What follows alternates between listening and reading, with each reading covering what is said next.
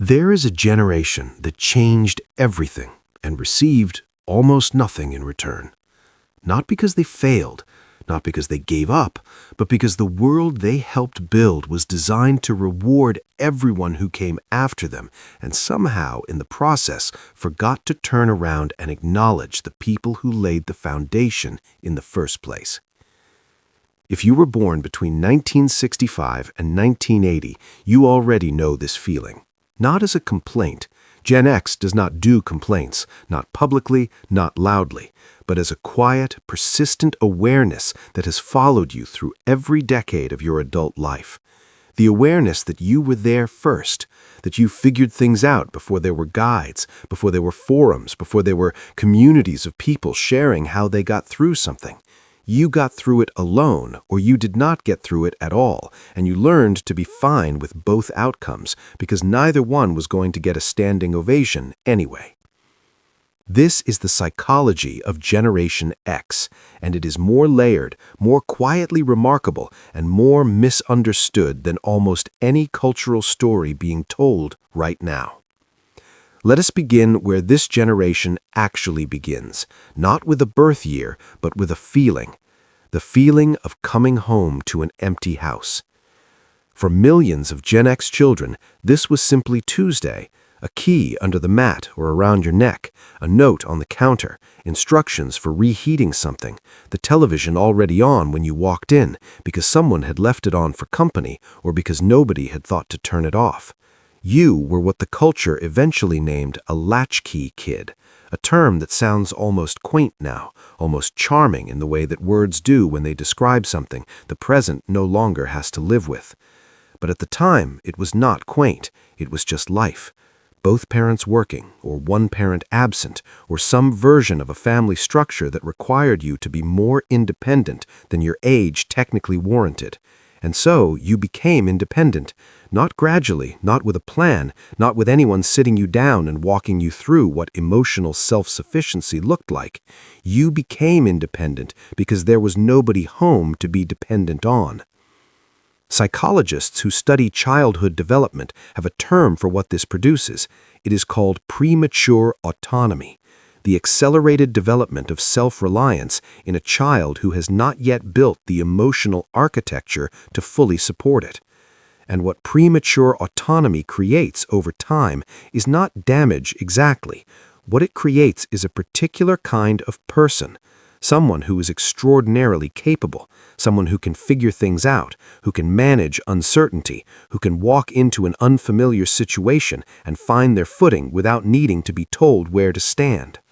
But also someone who learned very early and very quietly that needing things from other people was not always a reliable strategy. That lesson, absorbed before the age of 10, reinforced throughout adolescence, baked into the operating system of an entire generation, is the first and perhaps most defining thread in the psychological fabric of Gen X. Think about the world they were handed. The 1970s were not a decade of optimism. They were a decade of aftermath. The aftermath of assassinations, of Vietnam, of Watergate, of an oil crisis, of stagflation, of a cultural reckoning with the fact that the institutions people had trusted completely had proven repeatedly and publicly that they did not deserve that trust. Gen X children grew up watching adults process betrayal on a national scale, and they processed it too, in the particular way children process things, not by analyzing it, but by absorbing it, by filing it somewhere deep and wordless and formative. By the time Gen X was old enough to pay attention, cynicism was not a pose, it was a rational response to available evidence. And then the 1980s arrived. And the 1980s were in many ways the defining decade of Gen X adolescence. Loud, excessive, neon-lit, and underneath all of that surface brightness, profoundly anxious. The Cold War was still a daily presence. The genuine possibility of nuclear annihilation was not an abstraction for teenagers who grew up doing drills and watching films that did not soften what nuclear war actually looked like. AIDS arrived and killed people that the culture had already decided were acceptable to lose. The crack epidemic dismantled communities while politicians gave speeches about personal responsibility. And the economic policies of the decade were creating a kind of prosperity that was real for some and invisible to many, and the distance between those two groups was widening in ways that would not become fully visible until decades later. Gen X watched all of this and made art about it. Music that was angry and ironic and beautiful in equal measure. Films that did not resolve cleanly, that ended in ambiguity or tragedy, or the particular satisfaction of a story that refuses to lie to you about how things work. Literature that was dark and sharp and funny in a way that required you to hold grief and wit simultaneously, because that was the only honest way to hold them. The cultural output of Gen X remains some of the most enduring and influential of the 20th century, precisely because it was made by people who had been trained since childhood not to flinch, not to look away, not to wrap things in comfort they had not earned. But here is what gets lost in that story. What almost always gets lost is what it cost. Because the same generation that produced that art, that absorbed that history, that came of age in that particular cocktail of acceleration and anxiety, also entered adulthood in the early 1990s with something that no previous generation had been asked to carry quite so early and quite so completely. They entered adulthood at the exact moment the world changed its fundamental operating system. The Internet arrived. And Gen X did not get to ease into it. There was no transition period, no gradual introduction, no cultural scaffolding to help them understand what it meant to suddenly have access to everything and be accessible to everyone. They were adults with adult responsibilities, jobs, rent, in some cases already families, when the rules of communication and information and work and identity completely rewrote themselves in the span of a few years. And Gen X adapted. Of course they did. They had been adapting since they were children coming home to empty houses. Adaptation was not a skill for them, it was a reflex. But what the world saw as resilience was also something else. It was the continuation of a pattern that had started in childhood, the pattern of absorbing enormous change without being given adequate space to process it and continuing to function regardless. Psychologists describe this as stress inoculation, the idea that early exposure to manageable adversity can build genuine resilience, and Gen X, by most measures, was extraordinarily stress inoculated. They could handle things, they could pivot, they could take the loss and keep moving. What stress inoculation does not do, however, is eliminate the weight. It teaches you to carry weight without showing it. It does not make the weight disappear. And there is a particular kind of exhaustion that belongs to people who have always been expected to handle it, who have never been the generation that the culture looked at and said, "This is too much, let us help," who instead have been the generation that the culture looked at and said, "They will be fine, they always are." Gen X has almost always been fine, but fine is a complicated word. Fine for this generation often meant functional, present, getting it done, managing the internal experience so completely that nothing leaked through to the surface, because leaking had never been an option, not at 10 years old with a key around your neck, and not at 35 with a mortgage and a career, and a world that had stopped asking how you were before you had a chance to figure out the answer yourself. And yet, underneath all of that competence, all of that irony, all of that practiced self-sufficiency, something else has always been present. Something that the cultural story about Gen X almost never makes room for. A depth of feeling that is genuinely extraordinary. A capacity for loyalty that is fierce and quiet and unconditional once it has been earned. A sense of humor that only develops in people who have had to find comedy in things that were not especially funny because the alternative was something they could not afford. A creativity that comes specifically from having been left alone long enough to develop an inner world that no one else had ever shaped or told them how to interpret. Gen X feels everything. They simply learned very early to feel it privately. And that gap between the interior experience and the exterior performance is perhaps the most psychologically significant thing to understand about this generation, because it does not go away. It becomes instead the architecture of a whole way of moving through the world, present but not performing, engaged but not depending, caring deeply while maintaining always just enough distance to survive the caring. This is where the story gets complicated, and this is precisely where it gets interesting. Because here is what those open doors actually revealed. Not the life that had been advertised. Not the straightforward path from effort to reward that every generation before them had been promised, and most of them had, to varying degrees, received. What Gen X found, on the other side of every door they pushed open, was a world that was moving faster than any map could track. A world that kept redefining the rules of stability mid-game.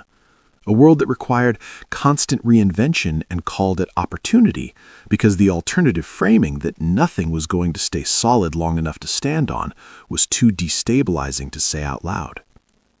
They found careers that changed shape every 5 years. They found relationships that required entirely new languages of communication that nobody had taught them. They found that the emotional patterns they had developed in childhood, useful, even essential for survival, were the same patterns that made intimacy complicated and trust slow, and the need for genuine rest something that felt almost foreign, like a luxury they had not learned to believe they deserved. They found, in other words, that the doors opened, but what was on the other side was more complex than the opening had suggested.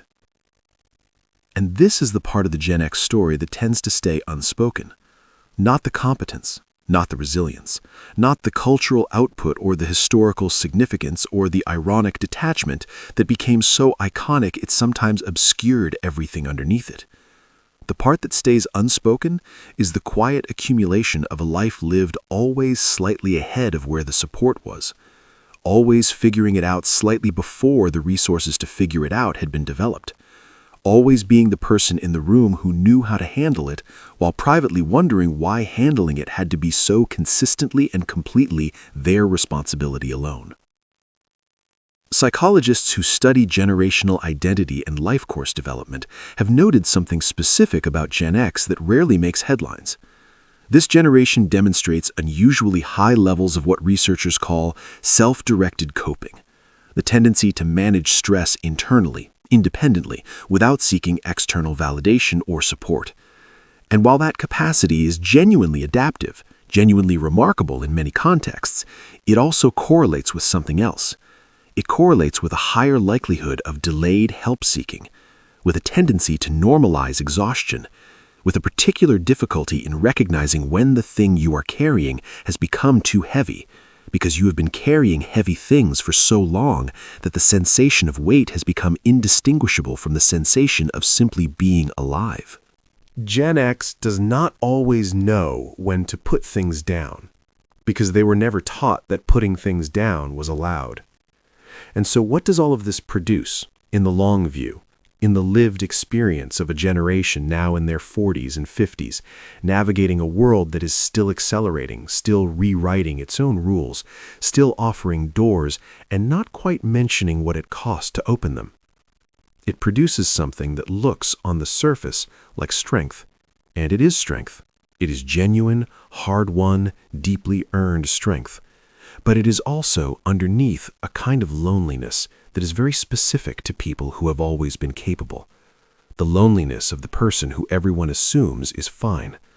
The loneliness of someone who has been independent for so long that other people have stopped thinking to ask whether they need anything, because the answer has always been no. And the answer has always been no because somewhere along the way, need itself became something to manage rather than something to express. But here is what psychology ultimately says about Generation X. It says they're not as alone in this as the silence has made them feel. It says the very things that made this generation so quietly extraordinary, the self-sufficiency, the dark humor, the capacity to carry weight without showing it, the fierce loyalty that exists underneath the practiced detachment, all of it was forged in real fire, in real history, in a real childhood that asked more of them than it should have, and in a real adulthood that kept asking, and in the remarkable fact that they kept showing up anyway. Every door they opened mattered, even the ones that led somewhere harder than expected, even the ones that opened onto loss or compromise or the particular grief of realizing that the world you helped build does not always remember to acknowledge the people who built it. What they found on the other side of every door was themselves, tested and intact, complicated and real, quieter than the generations around them, and in that quiet, more layered than most people have ever taken the time to understand. If you are Gen X, and something in this has named something you have been carrying without language for a long time, you are not alone in that. The silence around your experience has never been evidence that the experience was small. It has only ever been evidence of how thoroughly you learned to hold it without asking anyone else to notice. You opened every door. You carried what was on the other side. And the fact that you are still here, still functioning, still occasionally laughing at things that probably should not be funny, that is not ordinary. That is the specific and irreplaceable product of everything you survived. If this channel is a place where you find something honest, something that gives language to what has gone unspoken, consider subscribing. Not because the number matters, but because these conversations are worth continuing. And so are you.